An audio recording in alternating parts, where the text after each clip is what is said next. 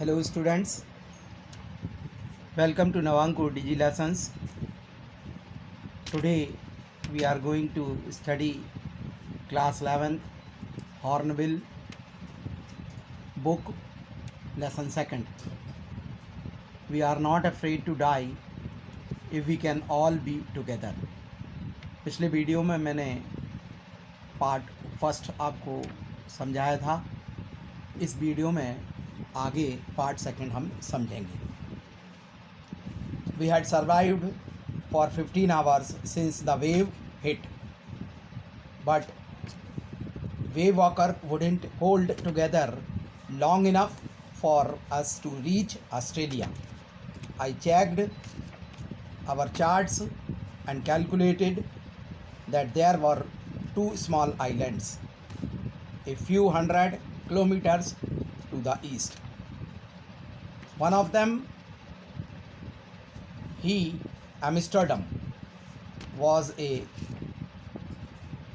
French scientific base. Our only hope was to reach these pinpricks in the vast ocean. But unless the wind and seas abated so we could hoist sail, our chance would be slim indeed. The great wave had put our auxiliary engine out of action. हम लहरों से उनके टकराने के बाद 15 घंटे तक जीवित रहे थे, लेकिन वेव वॉकर हमारे द्वारा ऑस्ट्रेलिया पहुंचने तक इकट्ठा नहीं रह सकता था। मैंने अपने चार्टों की जांच की और हिसाब लगाया कि 2 घंटे 2 छोटे टापू पूर्व की ओर कुछ सैकड़ों किलोमीटर दूर थे। उनमें से एक ली एम्स्टर्डम फ्रांस का एक वैज्ञानिक अड्डा था। उसका एकमात्र लक्ष्य वहाँ तक पहुँचना था। हमारी एक ही उम्मीद थी इस विशाल समुद्र के आगे बढ़ने की, और वो थी उन छोटे छोटे छिद्रों तक पहुँचने की। लेकिन यदि हवा और लहरें प्रचंड नहीं होते तो हम आगे बढ़ सकते थे। वास्तव में हमारे आगे बढ़ने की संभावना कम थी। प्रचंड तरंगों ने हमारे सहायक इंजन को नाकाम कर दिया था। On January 4th, after 36 hours of continuous pumping, we reached the last few centimeters of water. Now we had only to keep pace with the water still coming in. We could not set any sail on the mainmast. Pressure on the rigging would simply pull the damaged section of the hull apart. So we hoisted the stern jib and headed for where I thought the two islands were. Mary found some corned beef and cracker biscuits, and we ate our first meal in almost 2 days. 4 जनवरी से लगभग 36 घंटे तक लगातार पानी निकालते रहे हम कुछ सेंटीमीटर पानी तक पहुंच गए। अब हमें अंदर आने वाली पानी की गति के साथ चलना था। हम मुख्य मस्तूल पर कोई भी पाल नहीं लगा सके। मस्तूल को सहारा देने वाली रस्सी पर दबाव पड़ने से किश्ती के खोल को नष्ट कर सकता था। इसलिए हमने छोटी तूफानी पाल लहरा दी और उस ओर मुड़े जहां मैंने सोचा था कि 2 टापू होंगे। मैरी को कुछ गाय का मांस और बिस्किट मिले और हम उसे लगभग 2 दिन के बाद पहली बार हमने खाए। But our respite was short-lived. At 4 p.m., black cloud began building up behind us. Within the hour, the wind was back to 40 knots and the seas were getting higher. The weather continued to deteriorate throughout the night, and by dawn on January 5th, our situation was again desperate. लेकिन हमारी आराम करने का बहुत छोटा या संक्षिप्त समय था। 4 बजे शाम को हमारे पीछे काले बादल बन रहे थे। एक ही घंटे में हवा 40 समुद्री मील पर हमारे पीछे नाव के पीछे पहुंच गई और समुद्र ऊपर उठ रहा था, लहरें ऊपर उठ रही थी। सारी रात मौसम खराब रहा और 5 जनवरी तड़के तक हालात निराशाजनक रहे। When I went in to comfort the children, John asked, Daddy, are we going to die? I tried to assure him that we could make it, but Daddy, he went on, we aren't afraid of dying if we can all be together. You and Mummy, Sue and I. जब मैं बच्चों को सांत्वना देने के लिए अंदर गया, जॉन ने पूछा, पिताजी क्या हम मरने जा रहे हैं? मैंने विश्वास दिलाने की कोशिश की, हम लोग सफल होंगे। लेकिन पिताजी वह आगे बोला, हम मरने से नहीं डरते यदि हम सब साथ हैं, आप, मम्मी, सू और मैं। I could find no words with which to respond, but I left the children's cabin determined to fight the sea with everything I had to protect the weakened starboard side. I decided to Havieto with the undamaged port hull facing the oncoming waves, using an improvised sea anchor of heavy nylon rope and 2 22-liter plastic barrel of paraffin. मेरे पास जवाब देने के लिए कोई शब्द नहीं थे, लेकिन बच्चों के केबिन को छोड़कर मैंने समुद्र से लड़ने का निश्चय कर लिया था। किश्ती के कमज़ोर हिस्से को आने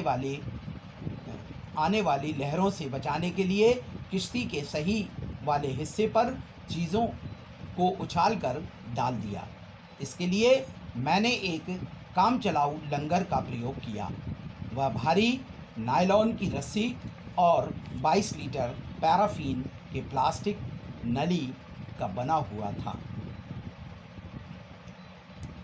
That evening, Mary and I sat together holding hands as the motion of the ship brought more and more water in through the broken planks. We both felt the end was very near. उस दिन शाम को Mary और मैं एक दूसरे का हाथ पकड़े बैठे थे। जैसे जैसे किश्ती की गति बढ़ रही थी, ज़्यादा से ज़्यादा पानी लकड़ी के छिद्रों में से घुस रहा था।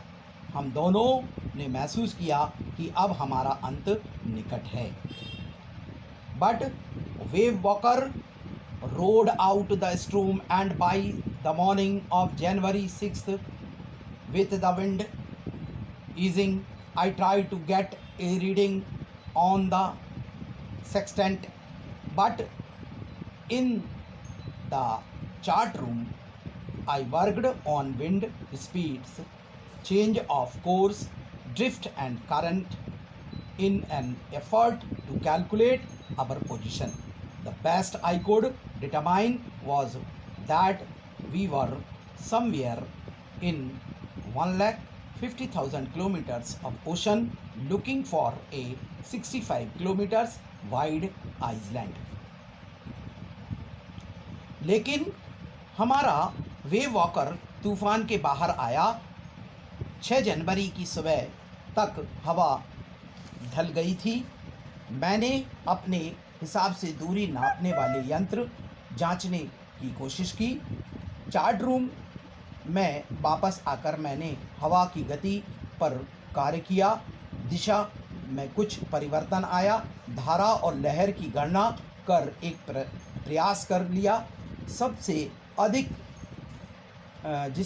जिसके लिए मैं प्रतिबद्ध था वह यह था कि हम समुद्र से लगभग 1,50,000 किलोमीटर के क्षेत्र में थे और वहाँ से 65 किलोमीटर चौड़े महाद्वीप को देख रहे थे।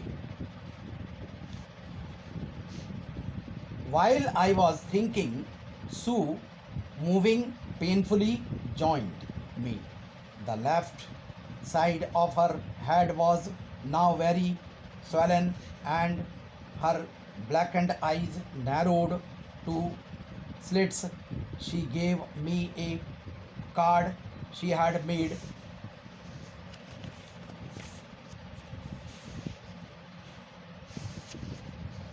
जब मैं सोच रहा था, सू दर्द में कराहते हुए मेरे पास आई। उसके सिर का बायां हिस्सा फूला हुआ था और उसकी काली आंखें लंबे तंग कटाव वाले हो गए थे। उसने मुझे एक कार्ड दिया जिसे उसने बनाया था। On the front she had drawn caricatures of Mary and me with the words, "Here are some funny people. Did they make you laugh?" I laughed a lot as well. Inside was a message. "Oh, how I love you both." So this card is to say thank you and let's hope for the best. Somehow we had to bake it. उसके सामने उसने मेरा और मेरी का व्यंग चित्र बनाया था जिस पर लिखा था, यहाँ पर कुछ मजाकिया लोग हैं, क्यों वे आपको हंसा पाएंगे। मैं बहुत हंसा। उसके अंदर एक संदेश था, ओह, मैं आप लोगों को कितना प्यार करती हूँ। इसलिए यह कार्ड आपको धन्यवाद देने के लिए है और हम अच्छे की उम्मीद करते हैं। किसी तरह से हमने इसे बनाया। I checked and rechecked my calculation. We had lost our main compass and I was using a spare which had not been corrected for magnetic variation. I made an allowance for this and another estimate of the influence of the westerly current which flow through this part of the Indian Ocean. मैंने अपने हिसाब से दोबारा गणना की। हमने अपने प्रकृति दिशासूचक यंत्र को खो दिया था और मैं अतिरिक्त दिशासूचक यंत्र का प्रयोग कर रहा था जो चुंबकीय प्रभाव की गणना सही तरीके से नहीं कर सकता था। मैंने नज़रअंदाज करते हुए पश्चिमी लहरों के प्रभाव के अनुसार अनुमान लगाना शुरू किया जो इस हिंद महासागर में आ रहा था। About 2 p.m. I went on deck and asked Larry to steer a course of 185 degrees.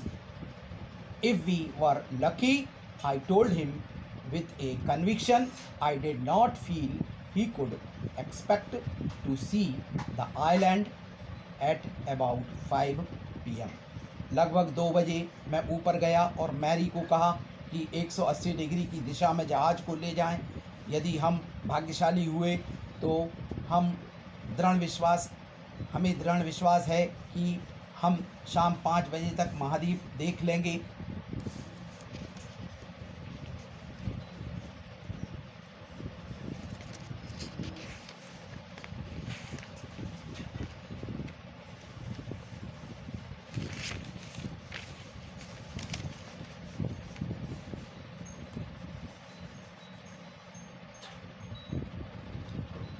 Then, with a heavy heart, I went below,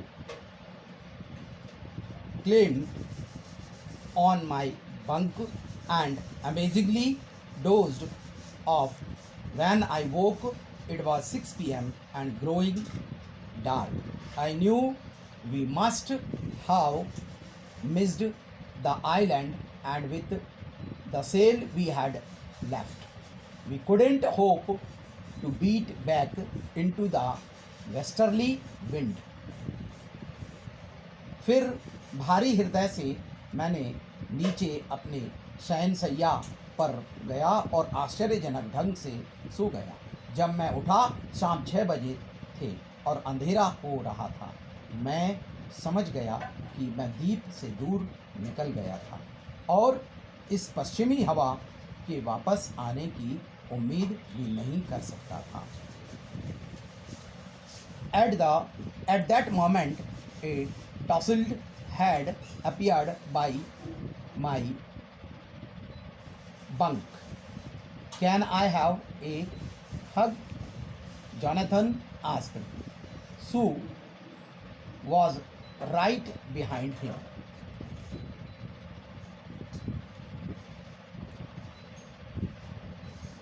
उसी क्षण एक अस्त व्यस्त चेहरा मेरे शयनशैया पर दिखा। क्या मैं आलिंगन कर सकता हूँ? जोनाथन ने कहा। सू उसके ठीक पीछे था। Why am I getting a hug now? I asked. मैंने पूछा, क्यों आलिंगन करना चाहते हो? Because you are the best daddy in the whole world and the best captain, my son replied.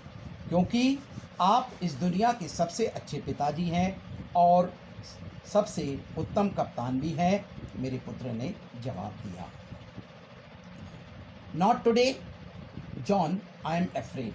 आज नहीं जॉन, मुझे डर है। Why? You must be, said Sue in the matter of fact voice.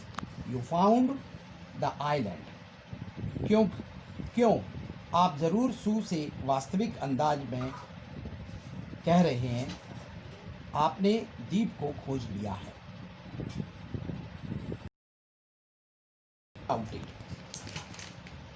क्या मैं चिल्लाया। It's out there in front of us. They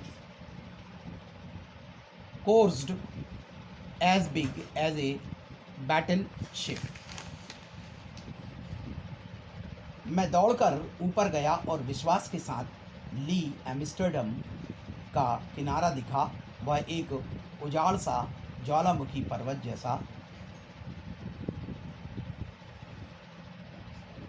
जैसा उस पर वनस्पति बहुत कम थी। विश्व का सबसे सुंदर द्वीप था। We anchored off shore for the night, and the next morning all 28 inhabitants of the island cheered as they hauled us ashore. हमने रात के लिए तट से दूर लंगर डाल दिया और दूसरे दिन सुबह द्वीप में रहने वाले सभी 28 निवासी खुश थे और हमें तट से दूर रहने में मदद की। With land under my feet again, my thoughts were full of Larry and Harvey, cheerful and optimistic under the desert stress, and of Mary, who stayed at the wheel for all those crucial hours. Most of all, I thought of a 7-year-old girl who did not want us to worry about a head injury, which subsequently took 6 minor operations to remove a recurring blood clot between skin and skull, and of a 6-year-old boy who was not afraid to die. मेरे पैर के नीचे ज़मीन पाकर मेरे विचार Larry और हर्बी के लिए खुशी के थे, जो इस भयानक तनाव वाली स्थिति में उम्मीद के थे, और मैरी के लिए भी यही आनंद का पल था, जो पहिए पर इस निर्णायक घंटों तक जमी खड़ी रही। इन सबसे ऊपर मैंने उन 7 वर्ष की लड़की सुजैन और के बारे में भी सोचा, जिसके सिर पर चोट लगने के बाद भी हमें चिंता नहीं करने दिया। उसके सिर पर ऑपरेशन के बाद 6 टाँके लगे थे, और उस 6 वर्ष के पुत्र के लिए भी, जो मरने से नहीं डरता था। Thank you students. ओके।